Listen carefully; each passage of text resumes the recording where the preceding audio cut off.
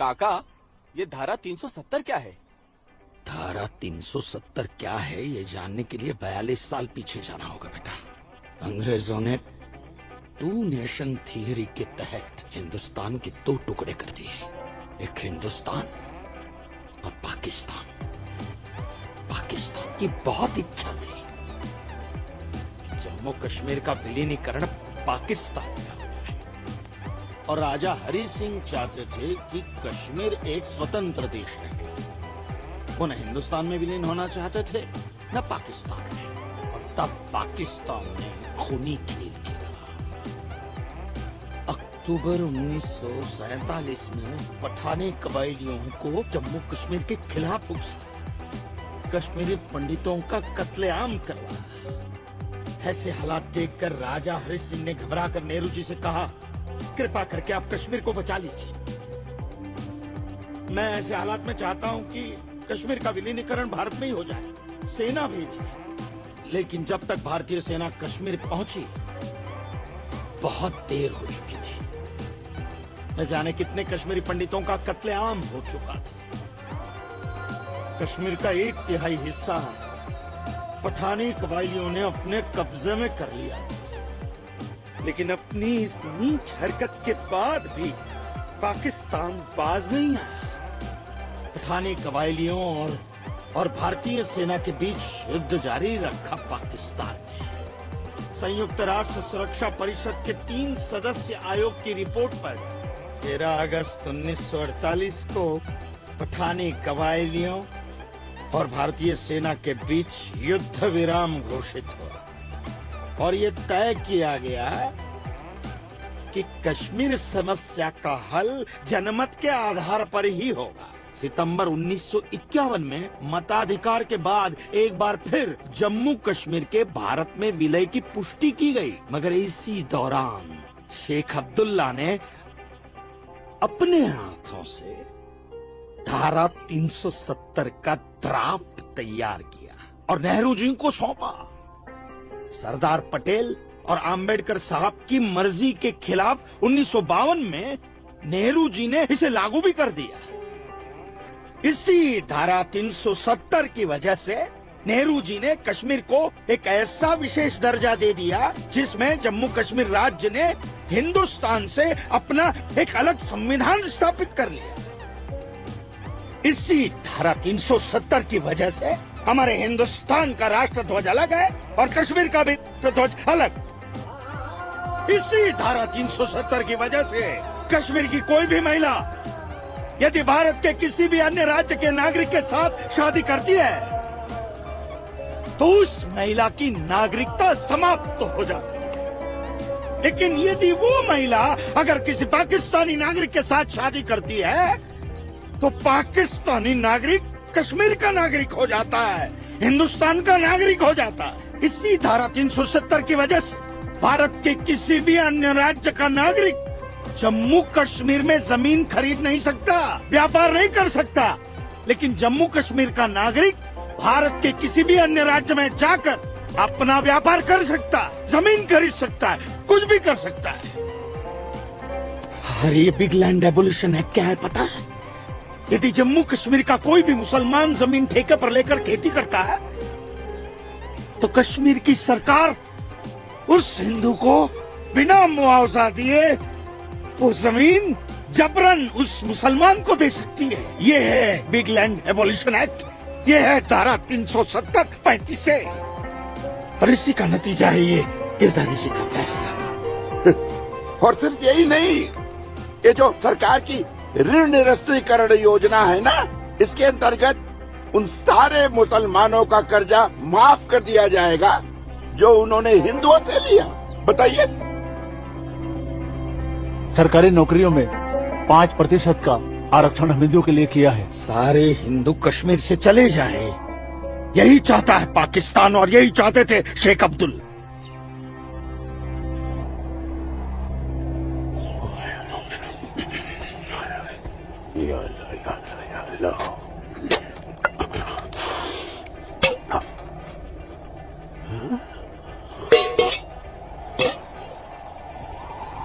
खाली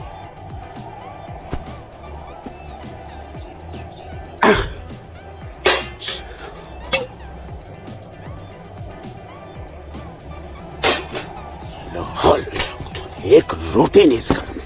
अल्लाह ताला सब ठीक कर देगा। अम्मी, घर में रोटी है कि नहीं? घर के हालात देख रहा है तू? गाने वाले इतने सारे और कमाने वाले ये अकेले तेरे अब्बू। रोटी है कि नहीं? ए जब्बार, कितनी आसानी से पूछता है ना अपनी अम्मी से रोटी है कि नहीं। रोटियां कमाई जाती हैं, न कि डिब्बों में हाथ डालकर मांगी जाती। यही रहता है ना तू, इसी घर में रहता है ना तू। इल्म है कि कितने दिनों से तेरा ये बाप यहाँ बेरोजगार बैठा है? नहीं, आटा खत्म हो गया है, बस चंद दिनों के लिए थोड़े से चावल बचे। वो भी जमाने थे सलमा, जब हमारे हिंदू भाई बुला बुला कर हमको खेतों में काम दिया करते थे, और अब इस जैसे मुसलमान की वजह से वो हमसे नजरें चुराने लग गए। ए मेरे परवरदिगार, अगर तूने पेट दिया है तो खाना भी जरूर देगा, और ऐसे मौजूदा हालात में मेरे शौहर को काम भी जरूर देगा। कैसे देगा काम और क्यों देगा काम? वो क्यों? हजारों सालों से हम जैसे मुसलमान हिंदू भाइयों के खेतों में काम करते चले आए हैं, और आज इस जैसे मुसलमान उनके खेत छीनने में लगे हैं। जब उनके खेत छीने जाएंगे तो वो हमको काम देने में डरेंगे नहीं। जबरन किसी के खेतों पर कब्जा करने वाले को अल्लाह माफ करेगा। तू बड़ी काफिरों की तरफदारी कर रही है? हम मुसलमान जो कर रहे हैं वो ठीक कर रहे हैं। तो आप क्यों हाथ पर हाथ धरे बैठे हैं भाईजान? जाइए आप भी कब्जा लीजिए 2-4 खेत। मुझे छोटे मोटे खेत नहीं चाहिए। उमा नगरी के सबसे बड़े अखरोट के बाग पे मेरी नजर है, और अल्लाह ने चाहा तो कुछ दिनों में वो मेरे कब्जे में होके रहेगा। अरे शर्म कर ले, शर्म कर ले जब्बार, शर्म कर ले। शर्म से या तो तू डूब मर, या कह दे अपने अब्बू से कि वो शर्म से डूबकर मर जाए। कब्जा बेटा, कब्जा ये जो लफ्ज है ये हमारे इस्लाम में है ही नहीं। हमारा मजहब क्या सिखाता है? इस्लाम यही सिखाता है कि आपस में बैर नहीं रखना है। इस्लाम तो अमन प्रस्त मजहब है। कब्जा, इस लफ्ज के बारे में सोचना भी गुनाह है। गुनाह और सवाब क्या है ये आप मुझे मत सिखाइए। मैं दिन रात उलेमाओं के साथ ही बैठता उठता हूँ। हाँ, दिख रहा है उलेमाओं के साथ की सोबत नजर आ रही है, पर खुरदार सिर्फ लंबी दाढ़ी रख लेने से कोई मुसलमान नहीं बनता। दाढ़ी सुन्नत रसूल है। सुन्नत रसूल शादी भी है। शादी मैंने की थी, लेकिन वो बददीन निकली तो उसे तलाक दे दी। अरे कोई कमी नहीं थी तेरी बीवी में। इन मुल्लाओं के साथ रह रहकर ना तुम जिंदगी में कमा पाए, ना उसे खिला पाए, और फिर बड़ी आसानी से तुमने उसे तलाक दी। चेहरा देखा है अपने शीशे में? क्या थे तुम? गबरू जवान। हाँ, पर क्या हो गई? हुलिया देख रहे हो? जी जी जी जी जी। जब्बार भाईजान, आ रहा हूँ मैं। चलिए, खुदा हाफिज। खुदा हाफिज आप लोग को। बदसात, देख रही हो सलमा? देख रही हो इसको? अल्लाह बचाए इसको, और इसको इसकी सोच से। अल्लाह बचाए। अस्सलामुअलैकुम भाईजान। वालेकुम अस्सलाम। ईशा के बाद मौली साहब ने हम सबको बुलाया है। अच्छा जी भाईजान। तो चलिए हम लोग चलते। बाकी साथियों को इत्तला कर दी? जी हाँ, जी भाईजान। हाँ, आप बाकी साथियों को इत्तला कर दीजिए। शाम को मिलेंगे और मिलिए मस्जिद पे मगरिब के बाद।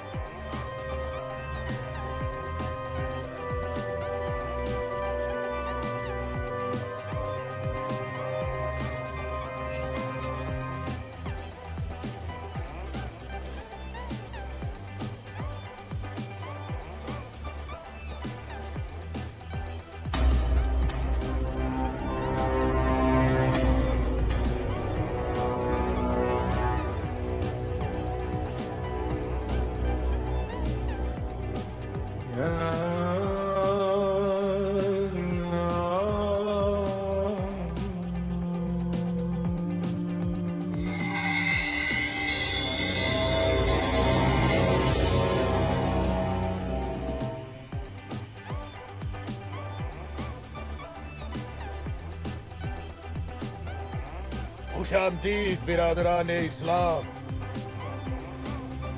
आप लोगों को जानकर खुशी होगी कि इस्लाम के सच्चे अलंबरदार पाकिस्तान की साबिक वजीरों की तरह मौजूदा वजीर आजम भी आपके इस खित्ते की आजादी के लिए दुआगो हैं और किसी भी किस्म की मदद के लिए भी तैयार है। हजरत,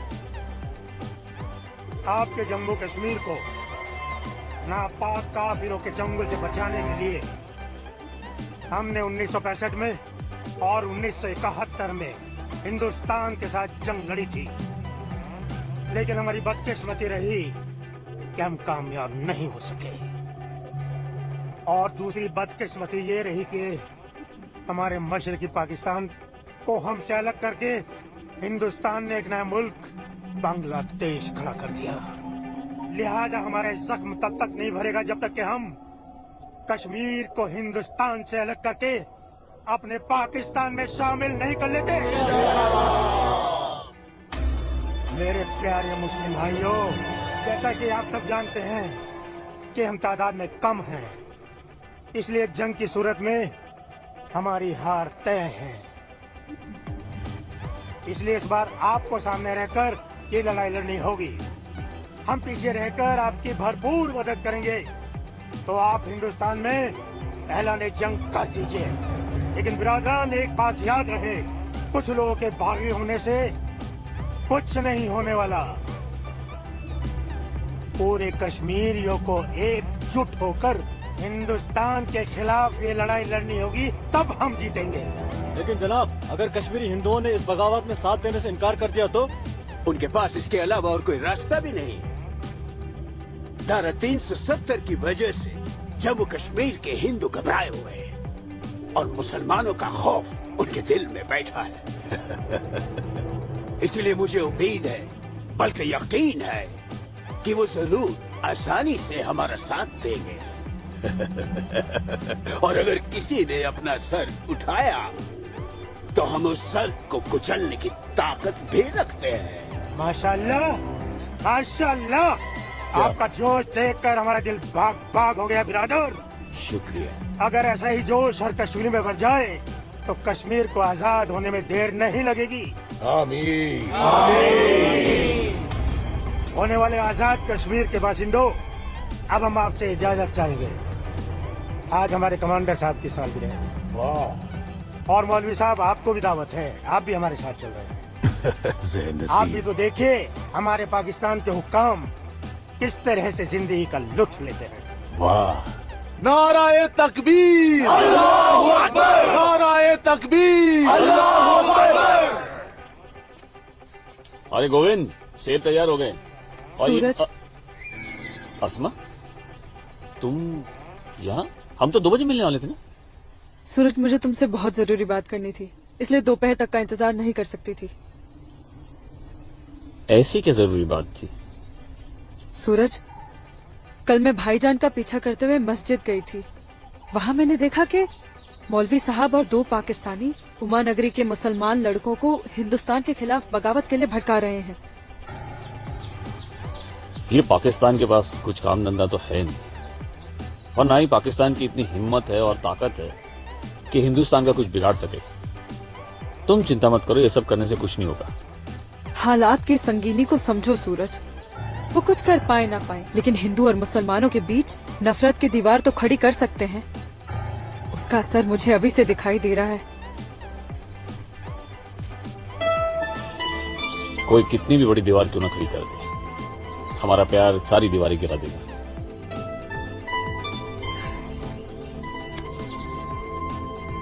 मुझे बहुत डर लग रहा है सूरज। अगर ये सब सच हो गया और मैं तुमसे जुदा हो गई तो मैं जीते जी मर जाऊंगी। अस्मा, हमारा प्यार इतना कमजोर नहीं है, और अपने प्यार को इतना कमजोर मत समझो। मैं वादा करता हूं, जीऊंगा तो तुम्हारा हाथ पकड़कर, और मरूंगा तब। बिरादर, हमारा मेहमान नवाजी में कहीं कोई कमी तो नहीं रह गया? नहीं बिल्कुल नहीं जनाब, इतनी उम्दा शराब के साथ रक्कासा का वो थिरकता हुआ बदन, ओए होए, जिंदगी का मजा आ गया। अरे आप बदबख्त, हमारे मेहमान का जाम बनाओ। माफ कीजिएगा जनाब, इस्लाम में शराब हराम है। ओ हाँ, हराम। और सुअर? लाहौल बिला कुव्वत जनाब, वो भी तो हराम है। तो ये समझ लीजिए मौलवी साहब कि हम आधे मुसलमान हैं, शराब पीते हैं, सुअर नहीं खाते।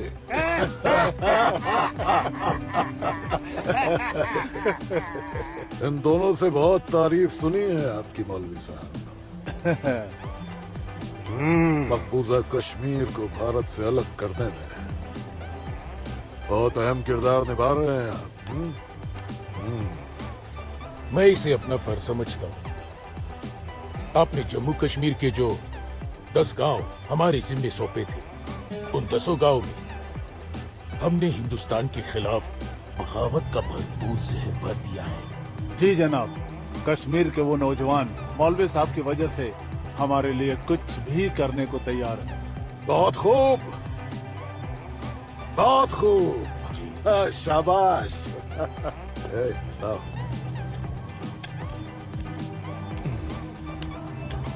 हमारे सियासतदानों का मानना है कि अगर जम्मू कश्मीर के जवान लड़के कश्मीर की आजादी के लिए इंडिया से बगावत कर लें तो हिंदुस्तान की फौज उनकी बगावत को कुचलने के लिए जरूर आएगी। और ऐसे वक्त में अगर उनके पास ऐसे हथियार होंगे तो बगावत का रंग ही कुछ और है। बिल्कुल ठीक फरमाया आपने जनाब, लेकिन हमें अपने मकसद में कामयाब होने के लिए बहुत सारे पैसे की भी जरूरत पड़ेगी। हाँ हाँ, आपकी उस ख्वाहिश का ख्याल भी रखा गया है।